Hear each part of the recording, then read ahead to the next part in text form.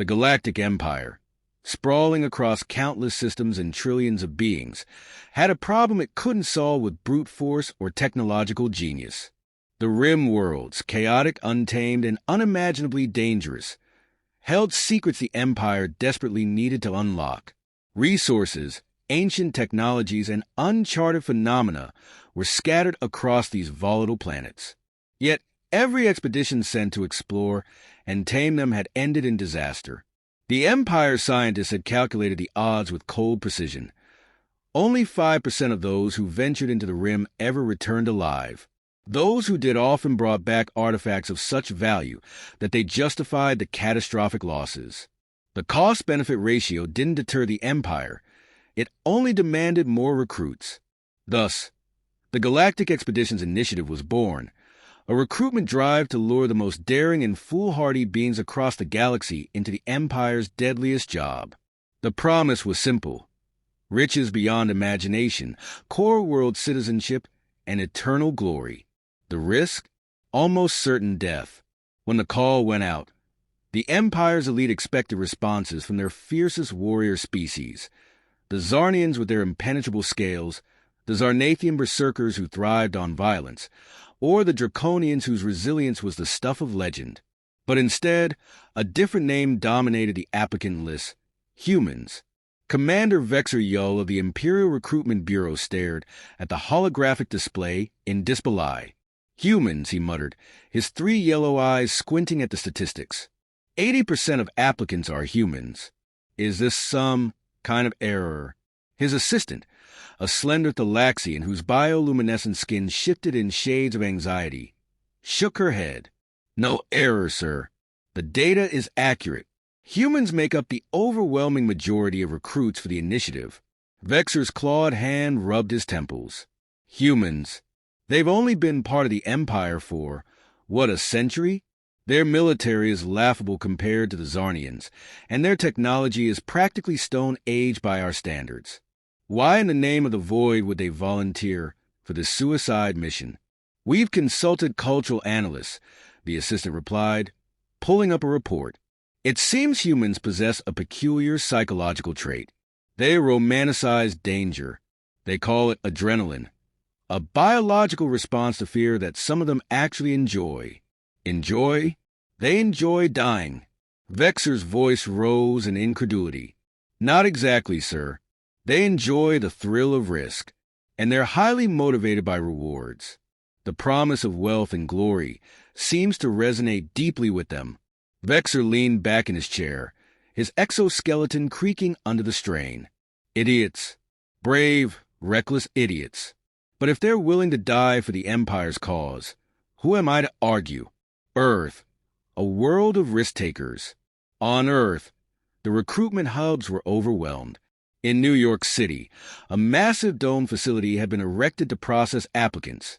Lines stretched for miles, winding through streets filled with eager chatter.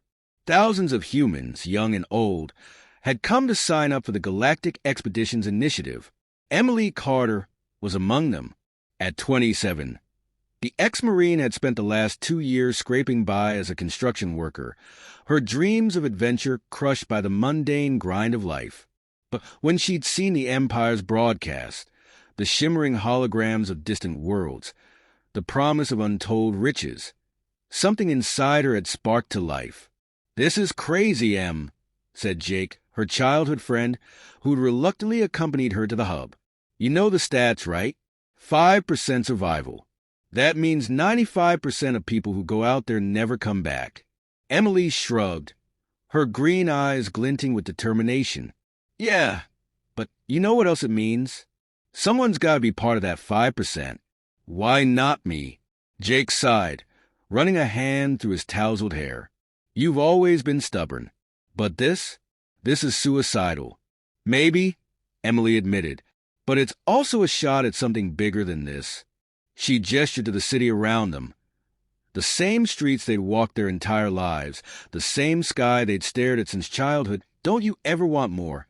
Jake more than just surviving. Jake hesitated.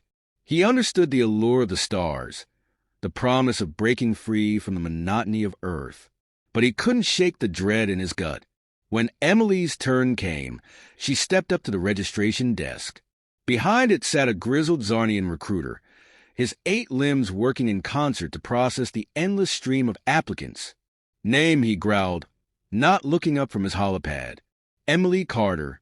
Occupation, ex-Marine. Reason for applying." Emily grinned, leaning forward slightly. "To prove I can do it." The Zarnian finally looked up, his many eyes narrowing as he studied her. "You're aware of the risks? This isn't a war zone. It's worse. The rim worlds don't play by the rules of physics, let alone survival."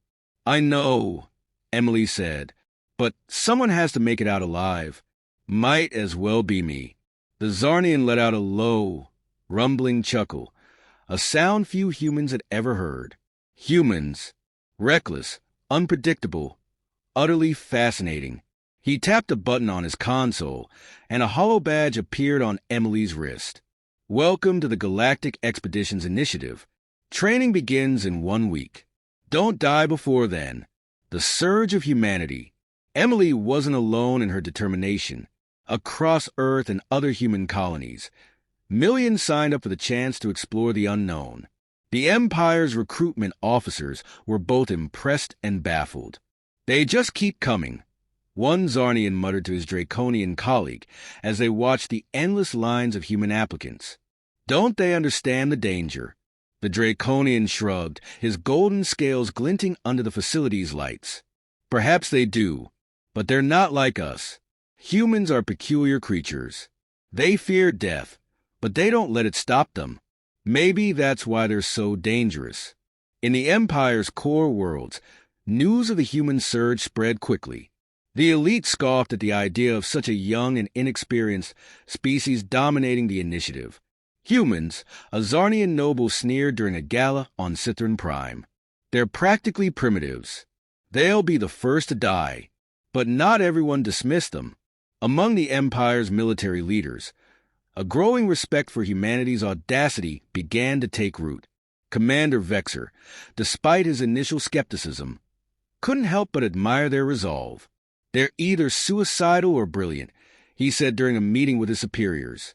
"Maybe both. Either way, they'll make excellent cannon fodder for the Rim." The price of risk. For Emily and her fellow recruits, the reality of what they'd signed up for loomed large. As she left the recruitment hub, her hollow badge glowing softly on her wrist, she felt a mix of excitement and fear. "Are you really going to go through with this?" Jake asked as they walked through the city streets. "Yeah," Emily said firmly. Jake stopped and grabbed her arm, forcing her to meet his eyes. "You could die out there, Em. You probably will." Emily smiled faintly. "Maybe. But what's the alternative? Stay here. Live the same life we've always lived? I'd rather take the chance, even if it's a long shot." Jake sighed, releasing her arm. "You're crazy, but I guess that's why you're my friend." As Emily walked away, her heart pounding with anticipation, she couldn't help but think about the other recruits. Thousands of humans, each with their own reasons for signing up.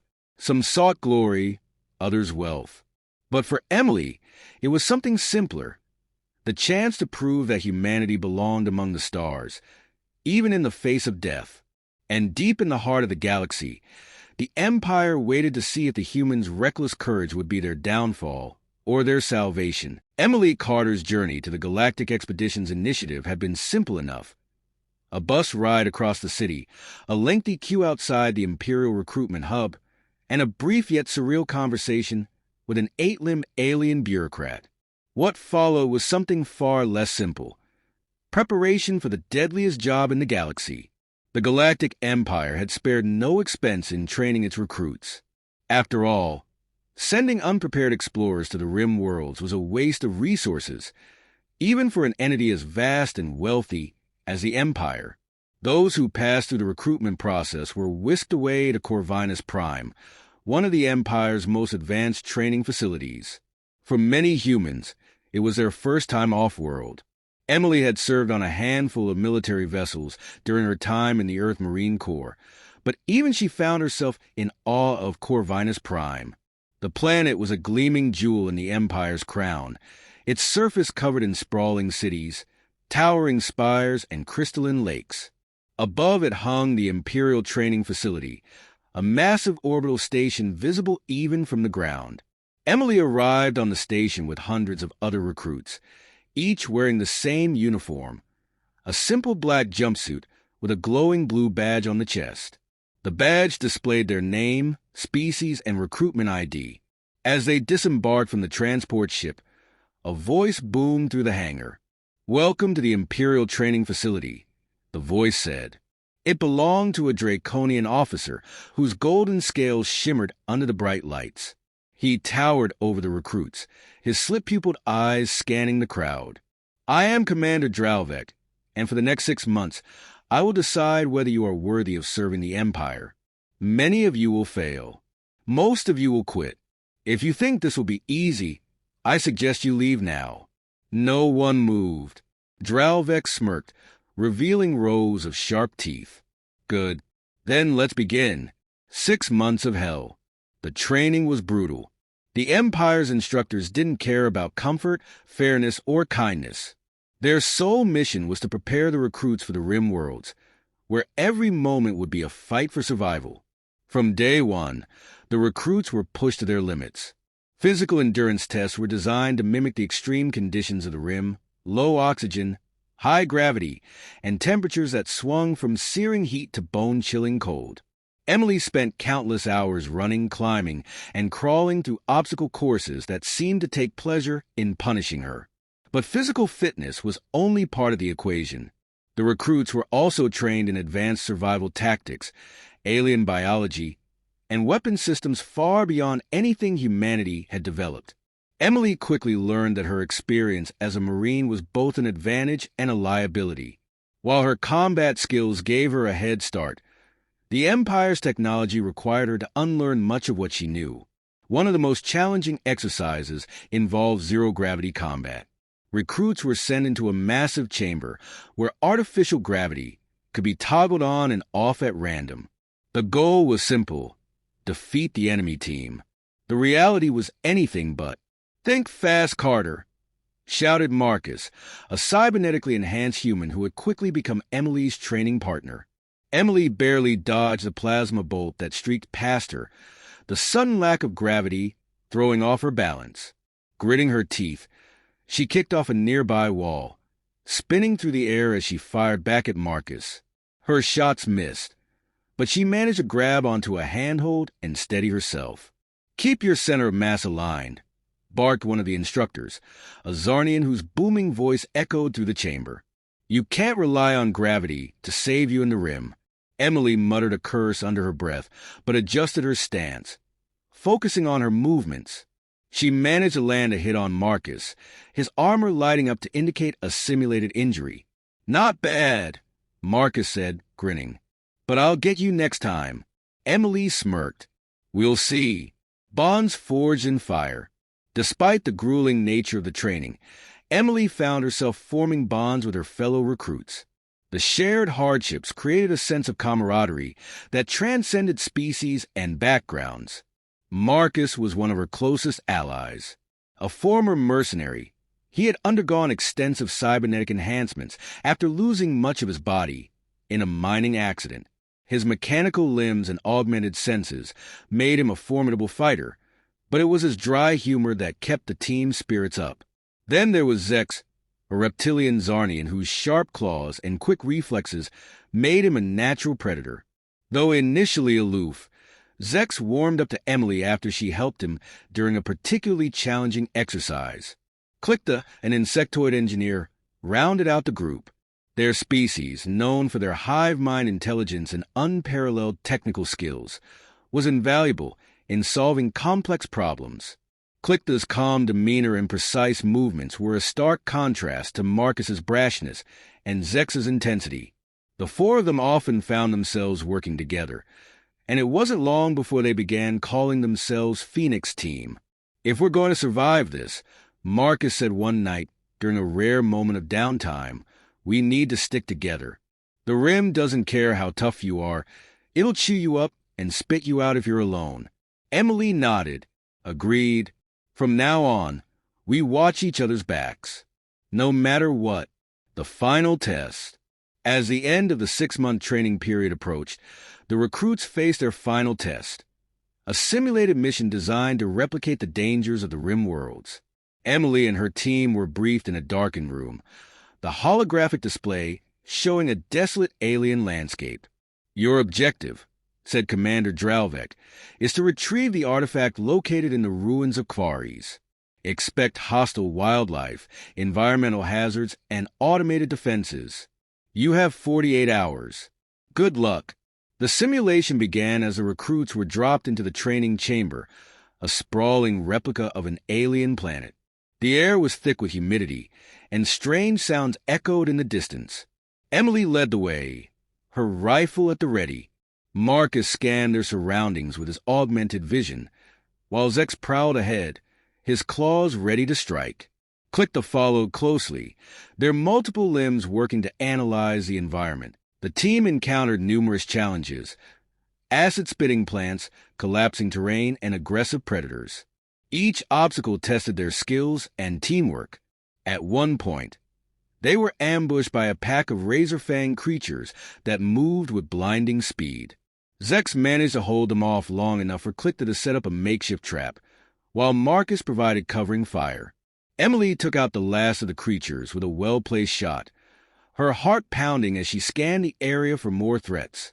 "Is everyone okay?" she asked, her voice steady despite the adrenaline coursing through her veins. "We're fine," Zex said, though his scales were marked with claw scratches. "Let's keep moving." The team reached the ruins of Quarries with only hours to spare. The artifact, a glowing orb suspended in a field of energy, was heavily guarded by automated turrets. Clickta worked quickly to disable the defenses, while the rest of the team fended off waves of hostile drones. Almost there, Clickta clicked, their mandibles twitching as they manipulated the alien controls. "Hurry up!" Marcus shouted, firing at an incoming drone. Finally, the field deactivated and Emily grabbed the orb. The team made their way to the extraction point, battered but victorious. When they returned to the training facility, they were greeted with applause from the instructors. Commander Dralvek approached them, his sharp teeth glinting in a rare smile. "Congratulations," he said. "You've passed. Welcome to the Galactic Expeditions Initiative." As Emily looked at her teammates, exhausted but alive, she felt a surge of pride. They had made it this far, but she knew the real challenge was yet to come. The moment Emily Carter and her team were declared ready for the next phase, they were quickly whisked away from Corvinus Prime. The galaxy was vast, and the Rim worlds were waiting. They boarded an Imperial starship, a sleek, well-armed vessel designed for deep space exploration. With its dark metallic exterior, the ship resembled a beast of prey, ready to venture into the unknown. As the shuttle doors closed, sealing them inside, Emily looked out the viewport, watching the planet Corvinus Prime shrink into the distance. The stars beyond seemed to stretch infinitely, a vast sea of potential danger and discovery. Marcus stood beside her, his cybernetic arm flexing as he adjusted the straps of his armor. "So, this is it," he said. His voice was oddly calm, considering the circumstances. No more drills. No more simulations. The real deal. Emily nodded, feeling the weight of the moment pressing on her. This was what she had signed up for, the unknown. And yet, as much as she had craved this adventure, she couldn't help but feel a flicker of fear in the pit of her stomach. Fear that was masked by the determination she had carried with her since that day on Earth. "Keep your eyes on the prize," she muttered under her breath. "We made it this far. We can make it further." Zex, the Zarnian, stood near the ship's weapon control panel, his golden scales reflecting the dim glow of the console. His expression was unreadable, as always. He didn't speak much, but when he did, his words held weight. He turned toward Emily. "You think they'll really have our backs out there?" he asked, his deep voice smooth and surprisingly thoughtful. Emily glanced at him. "I don't know. The Empire doesn't take risks unless it gets something out of it. But we're the ones who will make it out of there alive, if we stick together. Zex tilted his head, considering her words. You are too optimistic, human. The Rim has eaten armies far larger than ours. It doesn't care who you are. Emily's gaze hardened. That's why we're here, to prove that we can survive. If we fail, it's on us. If we succeed, we make history. It's the kind of risk that makes life worth living. Click the insectoid engineer, clicked their mandibles in a sound that could have been a chuckle, though it was hard to tell. You are determined, human. I will not question it. Marcus flashed Emily a grin. We got this, Em. We've trained for this. We've survived the worst. Now it's time to show the galaxy what we can do. The ship shuddered, and the lights dimmed slightly. The hum of the engines intensified as they prepared to jump into hyperspace. Emily's heart raced as the stars began to warp around them, stretching into lines of light. The sensation was disorienting, but she had experienced it before. What she had not experienced was the emptiness of the Rim worlds, where space itself seemed to resist the Empire's reach. Arrival at Cadra V. The journey to the Rim worlds took days, and the crew spent their time preparing for what lay ahead. As the ship neared its destination, Emily and the team gathered in the briefing room. The massive holographic display showed a barren, dusty world. Cadra V, a planet on the outer fringes of known space. Cadra V, Commander Dralvek's voice crackled through the comm system, is a world lost to time. Its surface is a wasteland, marked by ancient ruins and hostile fauna. The objective is simple. Recover the lost technologies of the Enrishon, a forgotten race known for their advanced energy manipulation technology. It could revolutionize the Empire's war capabilities, and it could give us an edge in the struggle for the Rim. You will enter the ruins, retrieve the technology, and return to the ship. Do not fail. Emily stood by the display, her arms crossed. Her mind raced with thoughts of what she would face. The Enrishon had been extinct for millennia, their cities long abandoned. Yet, their technology was said to be so advanced that it bordered on magic. If she and her team succeeded, the rewards would be astronomical. If they failed, they would be just another statistic. The planet's atmosphere is thin, but breathable for short periods. Dralvek continued. Expect temperature fluctuations and electromagnetic storms. We'll drop you in the northern sector, near the main entrance to the Enrishon Temple. Your extraction point will be to the south. You will have 48 hours. Emily felt a twinge of anxiety, but she pushed it down. This was it, the moment of truth. Gear up, she said to her team, a sense of resolve settling in. We move out in 5.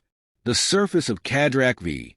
The descent to Cadra V was smooth, the shuttle's engines cutting through the atmosphere with ease. The landscape outside the viewports was desolate, stretching out in shades of ochre and brown, punctuated by jagged mountains and dust storms swirling on the horizon. It looked like a world that had been forgotten by time. When the shuttle landed, a gust of wind blew dust across the barren plains, but Emily was focused. The Enrishon ruins were nearby, ancient structures carved into the side of a mountain, their jagged edges standing like the bones of some forgotten giant. The team disembarked quickly, their boots crunching against the rocky surface. Emily felt the thin air pressing against her chest, but it wasn't as suffocating as she had expected. The wind, however, carried a strange hum, a sound that didn't belong on this barren planet. Stay alert, Marcus said, his voice low. He looked up, scanning the sky. I don't like this. They moved swiftly toward the ruins, their scanners pinging intermittently as they passed through rocky outcroppings. Emily's eyes were fixed on the distant temple, a towering structure that seemed to pulse with an otherworldly energy. The closer they got, the more Emily could feel it. Something was wrong. The entrance to the temple was surrounded by intricate carvings, symbols that made no sense to her human eyes. But Clickta moved forward, their many eyes glowing as they analyzed the glyphs. These are not just decorations, Clickta muttered, tracing the symbols with one of their limbs. They're a form of lock. The technology here is more advanced than anything we've encountered. As Clickta worked on deciphering the lock, the team set up a defensive perimeter. Emily couldn't shake the feeling that they were being watched. And then she heard it, a low growl from the shadows. Before anyone could react, a massive creature leaped from the darkness, an 8-legged, armored beast with glowing red eyes and razor-sharp claws. It was a predator, and they were its prey. "Get ready," Emily shouted, her rifle coming up as she fired at the creature's charging form. The blast only slowed it down but didn't stop it. Zex was the first to charge, his claws flashing as he collided with the beast, but it retaliated, throwing him back with a violent sweep of its limbs. "Zex!" Emily screamed, but the creature was already lunging at her. The hunt had begun. The battle was chaotic, with the creature using the terrain to its advantage, attacking from above, below, and all around. Emily's heart raced, adrenaline surging as she fought alongside her team. Each of them had faced down danger before, but nothing like this. This wasn't a simulation. This was real. As Emily fought for her life, she knew one thing for sure. The Rim worlds would be far more dangerous than any of them had anticipated, and they hadn't even reached the ruins yet. The massive creature continued its assault, its multiple legs propelling it forward with terrifying speed. Zex, though thrown back moments ago, was already back on his feet, his claws flashing as he slashed at the creature's armored hide. Emily took aim with her rifle, firing shot after shot into the creature's glowing red eyes.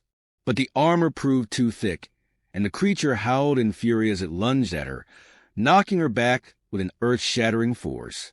She landed hard on the rocky ground, the wind knocked out of her lungs. For a moment, everything went dark. When she could breathe again, she scrambled to her feet, her mind racing. The creature was now focused on her, its jaws snapping as it loomed over her. Her heart pounded and panic gripped her, but she shoved it aside. There was no room for fear out here. M. Marcus's voice echoed from behind her, and she turned just in time to see him leap at the creature, his cybernetic limbs extending in a flurry of motion. He collided with the beast, using his enhanced strength to push it back. His movements were fast, efficient, but the creature was even faster. She raised her rifle and aimed carefully, but the chaos of the battle made it nearly impossible to get a clear shot. A sudden thought hit her. If we kill it here, it could collapse the entrance to the temple. Thinking fast, Emily rolled to the side, narrowly dodging a swipe from one of the creature's claws, and shouted to her team, "Don't kill it. We need it alive." Zex, who had been circling the creature, hesitated. "Alive?" he asked, his voice filled with disbelief. "You're insane." "I know," Emily said through gritted teeth, as she ducked under another strike. "But if we kill it now, we lose the only lead we have to the temple's defenses. Let's stun it and make sure it's unconscious. We can interrogate it." Zex's eyes narrowed, and he let out a low growl but nodded in agreement. "Fine, but I don't like this." "Just do it," Marcus barked. "You want to die out here?" Clickta, still working on deciphering the temple's entrance, clicked their mandibles in what could have been a sigh. "Hurry up. I am unlocking the way, but I cannot do it while dodging these creatures." With a synchronized movement, Marcus and Zex attacked the creature in unison, forcing it back. Zex slashed with his claws, while Marcus used his cybernetic limbs to deliver precise blows. Emily took advantage of the opening they created, pulling a stun grenade from her belt. She threw it directly at the creature's face. The grenade exploded with a blinding flash, followed by a pulse of electrical energy that engulfed the creature. It let out a deafening screech before crumpling to the ground, its massive body twitching in spasms before it collapsed completely. Emily's chest heaved with relief. "We got it." The team gathered around the creature, making sure it wasn't getting up anytime soon. The air was thick with tension as they waited for Clickta to finish their work on the lock. "Done," Clickta said, finally looking up from the ancient mechanisms. "The temple entrance is open, but be warned, this is only the beginning. I can feel the energy coming from within. It is alive. Emily nodded, her hand tight on the grip of her rifle. Let's move. The sooner we get in, the sooner we can get out. The temple's secrets. The entrance to the Imrishan temple was a grand archway carved into the side of a mountain. Strange, glowing symbols lined the walls, lighting the way as they entered. The temperature inside was cool and dry, a stark contrast to the harsh winds outside. The air felt thick, laden with mystery. "What is this place?" Marcus muttered, his voice reverberating in the narrow passageway. His gaze swept over the walls, which seemed to pulse faintly with an unnatural light. "This was a place of power," Zek said, his voice filled with awe, "a center of knowledge, and, perhaps, a tomb." As they ventured deeper into the ruins, the strange humming sound from earlier seemed to grow louder, vibrating through the very floor beneath their feet. The deeper they went, the more intense the sensation became. Emily couldn't shake the feeling that something was watching them from the shadows, something ancient, something waiting. They reached a vast open chamber, the walls covered in murals and carvings depicting the Imrishan in what appeared to be some kind of ritual. At the center of the room was a pedestal, and atop it rested a large crystal, radiating a pale blue light that pulsed in sync with the hum they had been hearing. The crystal seemed to call to them, its energy palpable in the air. "Is that it?" Emily asked, her voice barely above a whisper. The crystal was mesmerizing, almost hypnotic, and it seemed to draw her in. "I believe so," Clickta said. "This is the artifact we've come for. It is unlike anything we have encountered before. Its energy is far beyond what the Empire could have imagined." Marcus took a step forward, his eyes fixed on the crystal. "This is what they want," he said, "and we're the ones who will bring it to them." Emily felt a pang of uncertainty. She had been so focused on the mission, so determined to succeed, but now that they were standing in front of the Imrishan's greatest secret, she wondered what consequences their actions might bring. The Empire had already shown its ruthless nature, but the power contained in this artifact, she had a sense that it could change the galaxy forever, and not necessarily for the better. "Grab it," she said finally, breaking the silence. "Let's get back to the shuttle." Zex looked at her with a dark gaze. "You are willing to risk the Empire's wrath for this? It might be more than we can control." "I don't know," Emily replied, "but we have to try. This is what we signed up for." As Marcus reached for the crystal, the hum around them intensified, and a loud crack reverberated through the chamber. The crystal began to glow brighter, its light pulsing faster, faster, until the entire room shook violently. "What the hell?" Marcus exclaimed, jerking his hand away from the pedestal. The chamber began to collapse. Rocks fell from the ceiling, and the walls seemed to close in on them. Emily's heart raced as she grabbed Marcus by the arm. "Move!" she shouted. "Now! Get to the exit." The team sprinted through the crumbling ruins, the passageways narrowing with every step. Behind them, the temple seemed to come alive, its walls shifting, its strange energies manifesting in bursts of light and sound. Something had been disturbed. Something had been awakened. The world around them trembled as they reached the temple's exit. Emily turned back, her heart sinking as she saw the ancient structure beginning to collapse, its final secrets slipping away into the dust. "We have to leave now," Emily shouted. The team pushed forward. Just as the last of the temple's walls fell behind them, the energy surging one final time before it disappeared into the chaos of collapsing stone. They reached the shuttle, barely escaping the destruction. As the craft lifted off, Emily stared out the viewport at the dying ruins below. The Imrishan had left their mark on this world long ago, and now they had left their mark on her. "What have we unleashed?" she whispered to herself, the question echoing in her mind as they left Cadra V behind. The mission wasn't over. In fact, it had just begun.